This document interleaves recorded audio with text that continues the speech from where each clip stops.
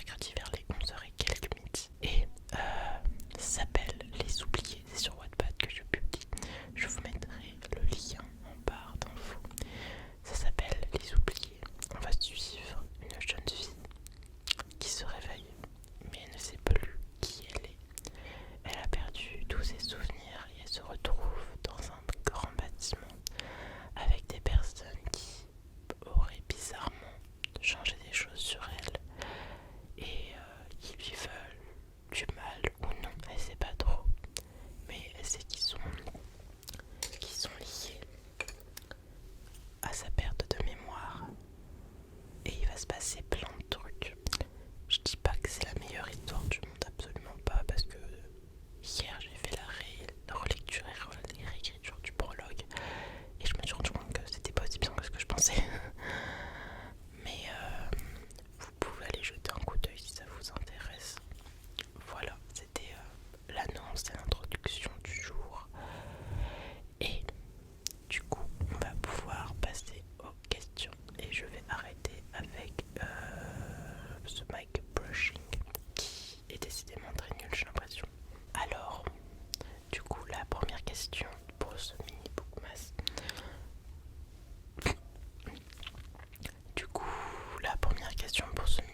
C'était ta bougie préférée pour Noël. Alors, il fut un temps, j'avais une bougie au gingerbread, donc c'est au pain d'épices que j'avais, et sauf que je l'ai tout utilisé, c'était parfait pour Noël,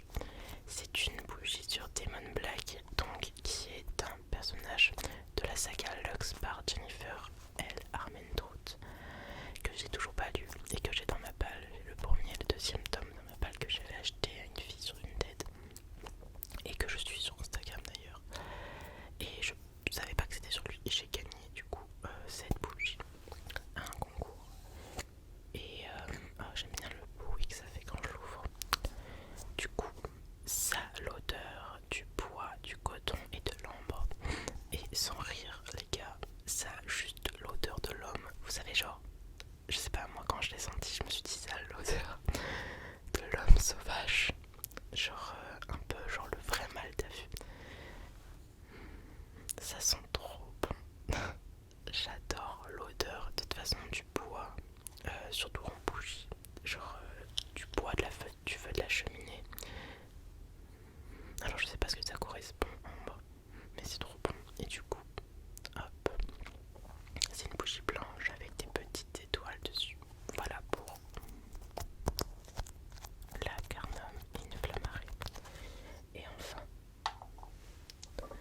la dernière, qui est sûrement l'une de mes préférées, c'est celle que j'ai gagnée un concours. Il faut savoir que je suivais cette personne, enfin je la suis toujours sur Instagram et je suivais sa boutique depuis ses débuts. Mais je n'avais jamais commandé parce que elle habite en Belgique. Les frais de port étaient assez horripilants. Et je n'ai jamais sauté pas du coup. Et j'ai gagné un de ces concours. Et il m'a dit tu peux choisir une bougie parmi toutes celles que j'ai. Et celle-ci, c'est vraiment la bougie que je voulais depuis le début de son compte. Et c'était l'une des premières qu'elle avait sorties. Ça vient de la boutique Bouquisterie qui a malheureusement fermé. C'est Mars Champagne. Donc c'est sur l'univers de Phobos. Phobos qui est une de mes sagas préférées. Et oh mon dieu, elles sont trop bonnes. C'est censé sentir le blackberry, donc la myrtille, giant apples, donc les pommes géantes, parce qu'il me semble qu'ils vont pousser des pommes géantes à un moment donné. Et le citron, le citrus. Et mon dieu, qu'est-ce qu'elles sont beaux.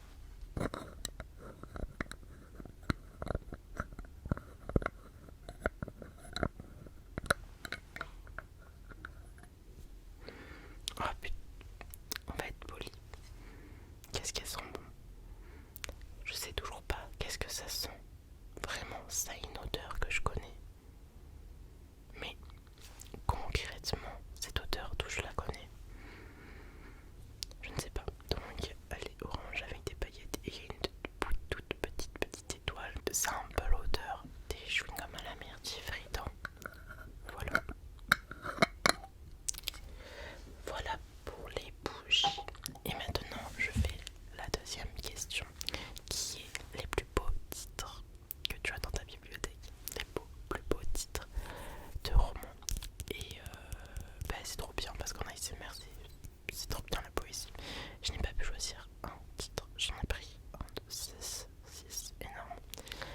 Tout d'abord, j'ai pris, hop, je vais pas vous faire les résumés à chaque fois des livres parce que sinon on va jamais s'en sortir. J'ai pris Ashes Falling from the Sky de Neil Gaiman et Mathieu Guibé, qui veut dire en français les cendres, je crois que c'est les cendres H. Les cendres tombent pour le ciel, enfin, sont en train de tomber pour le ciel. Non, les cendres tombant pour le ciel. H, c'est le personnage, un des personnages principaux de l'histoire. Et Sky, c'en est un autre, donc c'est un petit jeu de mots. Et je le trouve trop beau, enfin c'est si poétique. Voilà pour ce livre aussi. À lire s'il vous plaît, c'est trop bien ce livre. J'ai des fourmis dans le pied, c'est horrible. Ensuite nous avons un livre que j'ai lu cet été que j'ai adoré, c'est Love Letters to the Dead de Ava Delayra et publié chez Michel Lafon. Je sais pas, de toute façon déjà les titres en anglais la plupart du temps ils me paraissent poétiques alors qu'ils ne le sont pas forcément. Et Love Letters to the Dead, les lettres d'amour pour les morts, pour la mort, pour les morts, pour la mort, pour la mort. Déjà dès que ça parle d'amour et de mort c'est poétique, donc bon, c'est pas compliqué. Je suis désolée